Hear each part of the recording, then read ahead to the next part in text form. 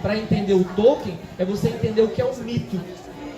Isso a gente remonta à Grécia Antiga, isso a gente remonta principalmente à modernidade. Porque os modernos trouxeram a ideia de mito, isso vem desde o iluminismo, por exemplo, o mito como algo falso. Inclusive, o C.S. Lewis, antes da conversão, ele pensa da mesma forma. Porque, por exemplo, o Lewis, ele diz assim, ó, o Jesus Cristo é apenas um mito. E por mais que ele seja legal, o mito ele é mentiroso, ele é falso. Por mais que ele brilhe como a prata. Então isso não me interessa. Só que o Tolkien, ele dá um tapa na sua cara aqui nesse sentido, que ele coloca assim, por exemplo, o mito ele não é mentira. Na verdade, ele é a melhor forma de se transmitir verdades. Isso fica clara a diferença entre os clássicos e os modernos nesse sentido. O mito é uma grande forma de transmitir a verdade das coisas. E que talvez se eu mudasse o formato, fosse para a ciência, por exemplo, isso não ficasse tão claro. Isso, professor, permite juntar os Chester com o Tolkien, que eram apaixonados por conto de fadas. Exatamente. E eles falavam que o conto de fadas não é para criança, é para adulto. Exatamente. Para adulto entender as grandes lições da vida. Conta para criança qualquer mensagem, especificamente para... Mas talvez seja aí exatamente a pedagogia da coisa. Eu trago o conto de fada para a criança, porque é a maneira, pedagogicamente falando, dela entender. Eu não vou chegar para uma criança e falar, por exemplo, sobre transcendência, sobre, por exemplo, metafísica, que ela não vai entender isso. Mas ela entende valores. E os valores vão além do indivíduo. A moral, ela vai além do indivíduo. A ideia do clássico, ele transmite algo que passou, que perpetuou além da história. Então eu vou ter, por exemplo, nesse sentido, e aí um mito que transmite a verdade, e aí o André falou, por exemplo, do mito da criação do Tolkien, é a ideia, por exemplo, eu estava até pensando nisso em casa, eu fui resgatar até o Evangelho de São João Batista, quando ele traz, por exemplo, que o verbo, ele se faz carne. O mito, ele gerou a fala, o verbo, ele criou o mundo. Isso é no Evangelho, no Gênesis, isso você vai ter, por exemplo, em Tolkien, isso vai ter no Silmarillion, por exemplo. Então, quando eu penso nisso, eu imagino outro autor, por exemplo, que pode ser interessante para o debate, que é o Roger Scruton. Quando ele escreve, por exemplo, sobre a ideia de beleza. Essa beleza que foi combatida, por exemplo, pelos modernos. Porque a arte, ela não precisa na modernidade ser bela. Ela tem que causar. Pense, por exemplo, que é o Deschamps. Então, se eu trago, por exemplo, o Scruton, ele vai colocar o seguinte, ó. A beleza é a afirmação de um sentido para a minha existência. E eu percebo essa beleza no Tolkien o tempo inteiro. Eu percebo isso, inclusive, na maldade. Até o mal em Tolkien, ele transmite uma beleza. Porque a beleza faz parte da realidade. Então, quando eu trago, por exemplo, nesse sentido, o Tolkien, apesar de trazer esse elemento pagão, o Beowulf, por exemplo, que é uma tradução também dele, é um comentário, eu tenho, por exemplo, apesar de ter um elemento pagão, eu tenho um monoteísmo muito claro. Porque eu tenho, por exemplo, o Eru, que é o único, isso está no início do Silmarillion.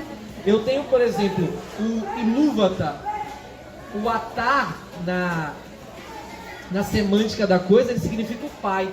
Então ele cria, e aí volta, acho que um autor importante para você entender esse debate é o Santo Agostinho. A ideia de criador e a ideia de criaturas. Uma criatura fundamental, e o João vai lembrar isso da nossa aula de filosofia da história, uma criatura fundamental aqui é o tempo. O tempo, ele não está fora do mundo. O tempo, a história, ela é uma criatura que sai da eternidade e encarna. É isso que o Santo Agostinho, ele traz a noção de tempo enquanto criatura aqui. Então, quando eu trago, por exemplo, nesse sentido, essa sinfonia, essa música é rompida pelo mais forte. E aí André foi muito bem nesse sentido, porque ele coloca, enquanto, por exemplo, ele acreditava que estava mudando a coisa, eu dominei, olha, eu passei por cima do Criador, eu já sabia que você ia fazer isso. E isso volta exatamente ao outro ponto de Santo Agostinho, que eu posso separar, por exemplo, a ideia da criação e a ideia do mal. O mal é a desordem. E o Criador o Ilúvatar, por exemplo, ele vai trazer o seguinte, ó. Isso, onde é que eu vejo isso em Santo Agostinho? Deus permite a liberdade aos seus filhos. Ele dá o livre-arbítrio para você fazer. Só que mesmo na liberdade, até quando vocês erram, vocês são instrumentos, vocês são ferramentas de Deus. Não é mal que vem para o bem. Deus não permite o mal sem que dele, por exemplo, não pudesse tirar um bem maior. Isso é Santo Agostinho.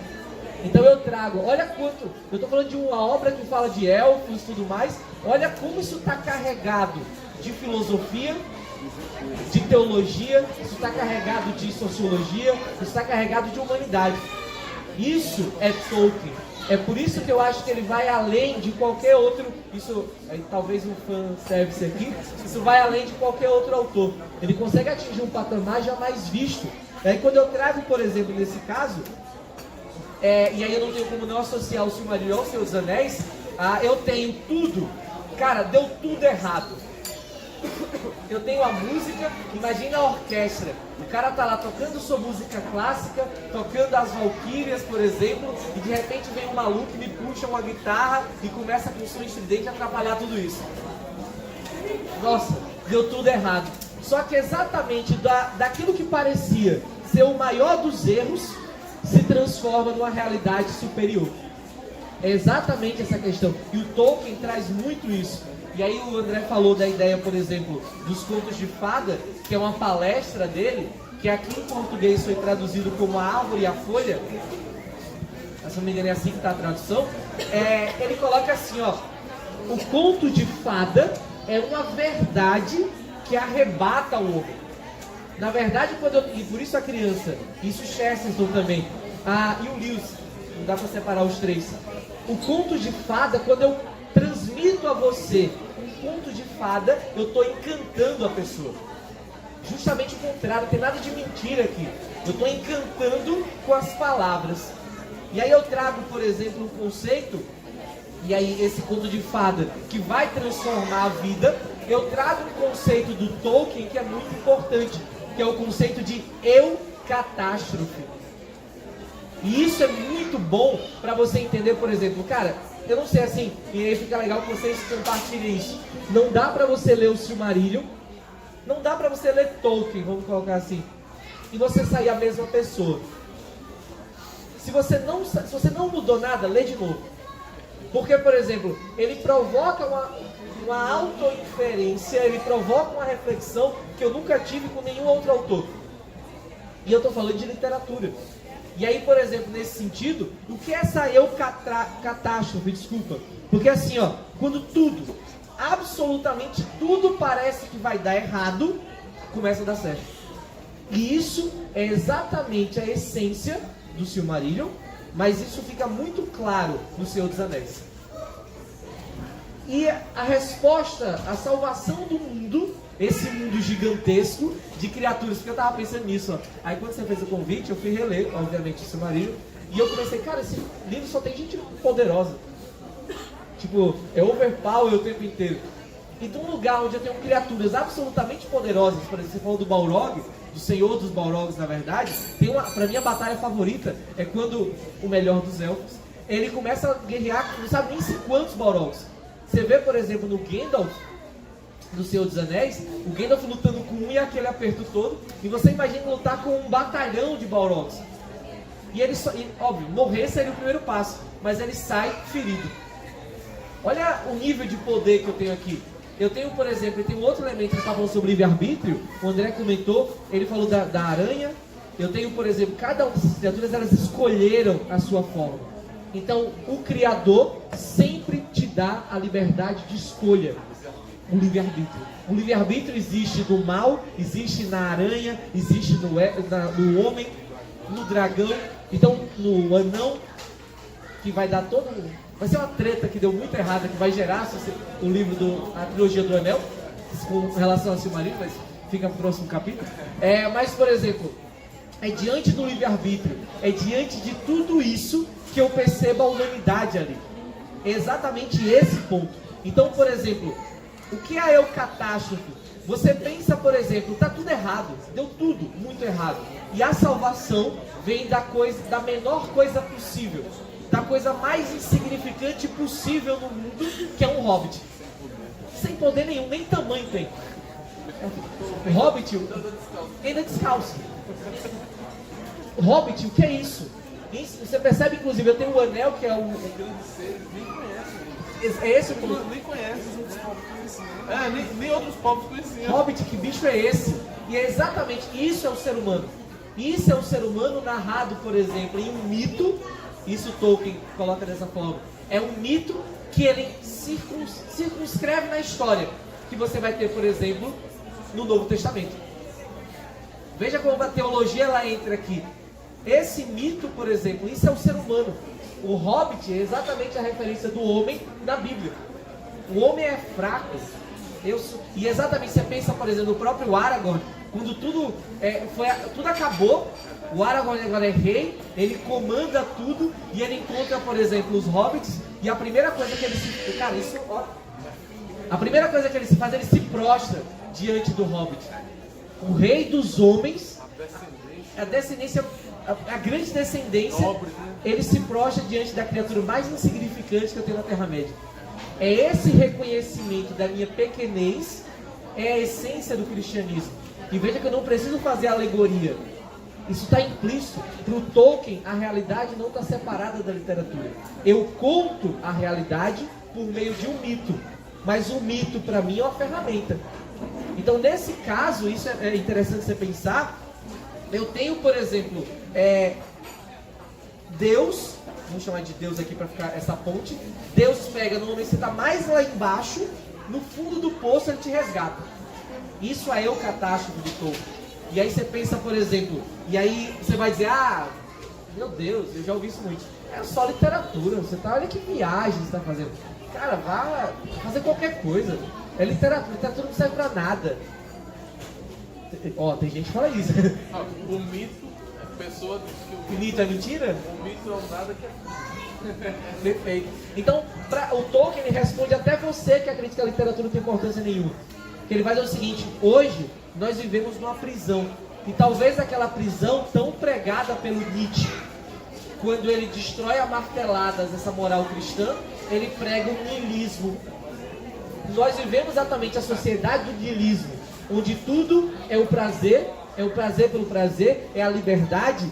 Por exemplo, até que ponto, e você foi muito feliz nesse caso, até que ponto o homem ele anseia para a liberdade, enquanto os elfos anseiam pela mortalidade.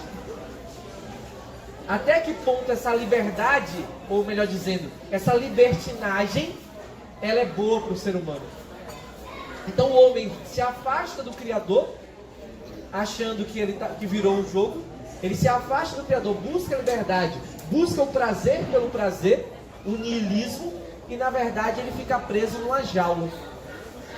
Hoje, o niilismo para o Tolkien, permita a interpretação, o niilismo para o Tolkien é exatamente essa jaula que a modernidade se prendeu.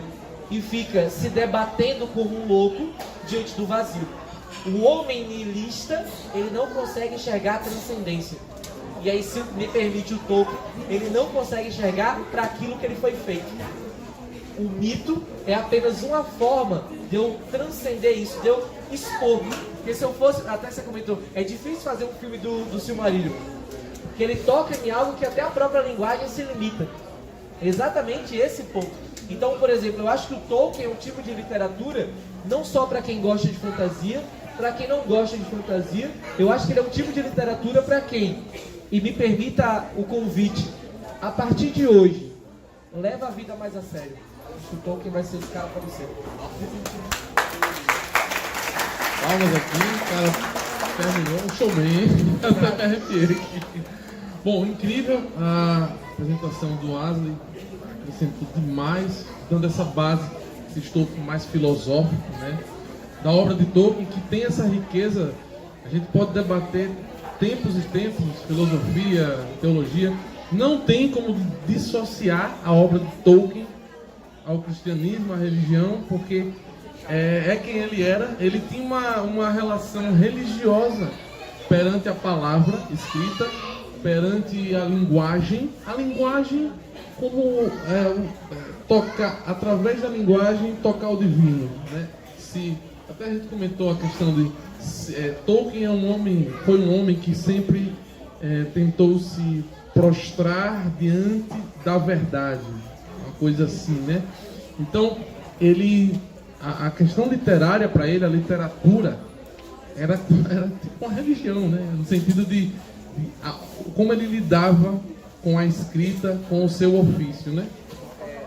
Isso fica muito claro, por exemplo, no Silmarillion, quando... porque seria muito fácil em qualquer mitologia, o criador, senhor de si, ele cria e deixa o mundo.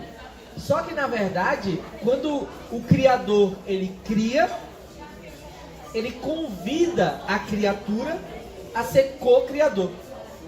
Não sei se vocês percebem isso. Olha, eu criei o mundo e esse mundo é para ser feito também por você. Você não é passivo na história. E isso é toda a relação, por exemplo, com o cristianismo. Enquanto, por exemplo, isso fica no Silmarillion, mas pensa isso na literatura do Tolkien, na vida dele. Pensa ele enquanto escritor, por exemplo. Enquanto o criador convida a criatura, talvez a literatura, um mito qualquer, ele seja a minha forma de transmitir a verdade. Para você pode ser o evangelho, para você pode ser o cinema, para você pode ser a música ou o desenho, mas para mim é a literatura. Então, tudo emana, tudo na realidade é co-criador. Exatamente esse ponto. E isso está no Silmarillion. Então, se você tiver um olhar mais aguçado para a coisa, você consegue perceber tudo isso, entendeu? E aí, falando em questão de sentido, fica outra dica. Eu sei que não é da literatura, mas duas pessoas que eu acho que deveriam ser lidas hoje em dia. É um cara chamado Viktor Frankl, que é um psicanalista, que ele vai escrever vários livros em busca do sentido, e um pouco mais polêmico, mas um psicólogo canadense, que é o Jordan B. Peterson. E são esses caras, assim, dá pra você fazer um combo muito poderoso entre literatura, psicologia, filosofia, e isso serve de background, por exemplo, pra você olhar a realidade como de fato ela é. E, assim, eu encerro aqui a nossa parte, né, dizendo que, como ele falou, o criador, ele convida a criatura para viver na sua própria obra. E eu vi uma análise, uma coisa interessante, que o próprio Eru é Arda. Então, ele quis se fazer vivo e todas as coisas que acontecem em Arda, de tragédias, de dramas, de benfeitorias, de belezas criadas, é ele vivendo, né? Ele é o convite que ele faz. Arda é Eru, Eru é Arda, e tudo que nele está pertence a ele, volta a ele. Isso é interessante para vocês analisarem. Eu sei que a gente citou muito a questão do cristianismo e tal, mas quem se der o trabalho, quem quiser se aprofundar na obra de Tolkien, porque os filmes do Peter Jackson, eles são uma excelente introdução, são legais, são filmes mais épicos, né? Tem um tom de batalha, então tem muita coisa visual interessante e tal. Os livros do Senhor dos Anéis, eles meio que não são assim como os filmes. A reprodução dos filmes é muito boa, é muito feliz. Mas o livro, ele transparece também um pouco de poesia bucólica, um pouco do valor do campo. Aí depois vem a batalha, mas aí depois ele vem para um poema ou uma canção. Aí depois batalha, aí depois... Então ele está sempre vindo e voltando. O filme, até pela limitação do cinema, é mais um thriller, né? Um suspense, digamos assim, épico de fantasia. Então ele é todo ritmado naquele sentido. Os livros não, ele se estende mais, né? Se estende até em alguns casos, né? Até a gente estava brincando, o Aslan não gosta muito dessa parte. Eu vou encerrar com essa imagem aí, que é o Tolkien sentado com um dos seus personagens. Não sei quem leu O Senhor dos Anéis aqui, é o Tom Bombadil. Por que é engraçado falar? Tom Bombadil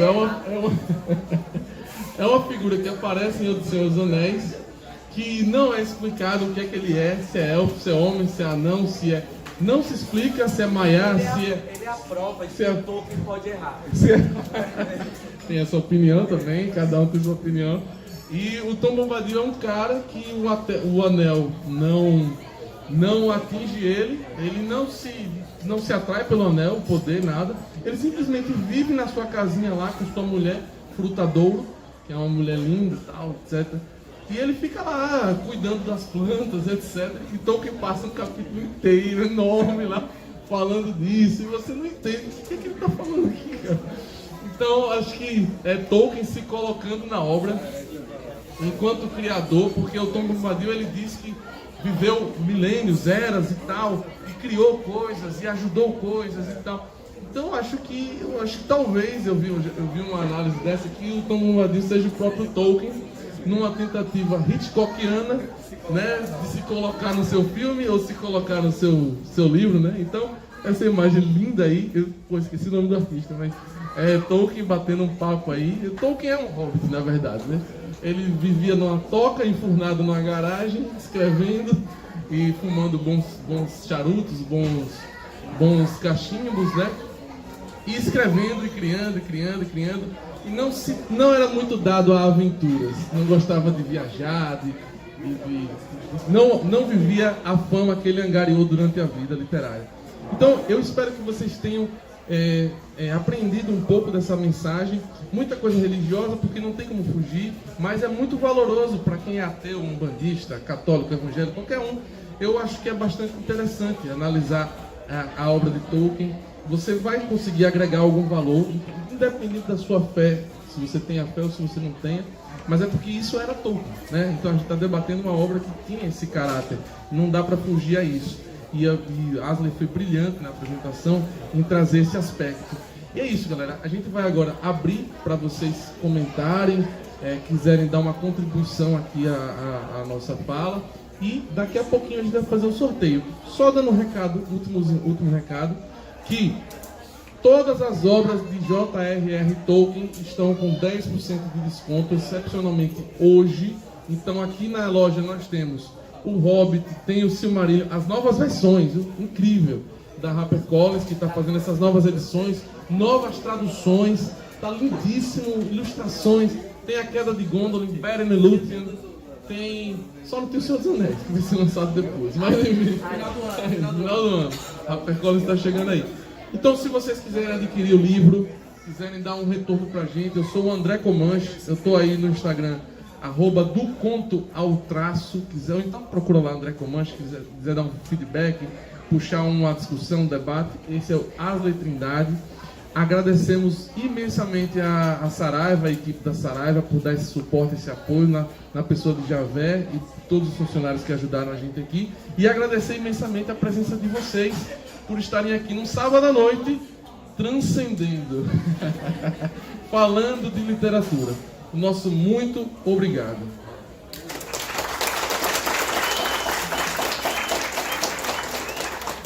Alguém quer fazer uma colaboração, fazer algum tipo de parte, quer falar, tirar uma dúvida, abrir uma discussão? Infelizmente hoje o microfone vai ser sem fio, mas como você está aqui na porta, fique à vontade. Primeiramente eu queria parabenizar os dois palestrantes. Como um amante e aficionado por Tolkien, me senti representado.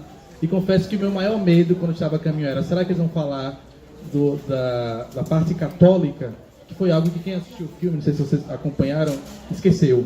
E aí sinto meu coração acalantado porque vocês não esqueceram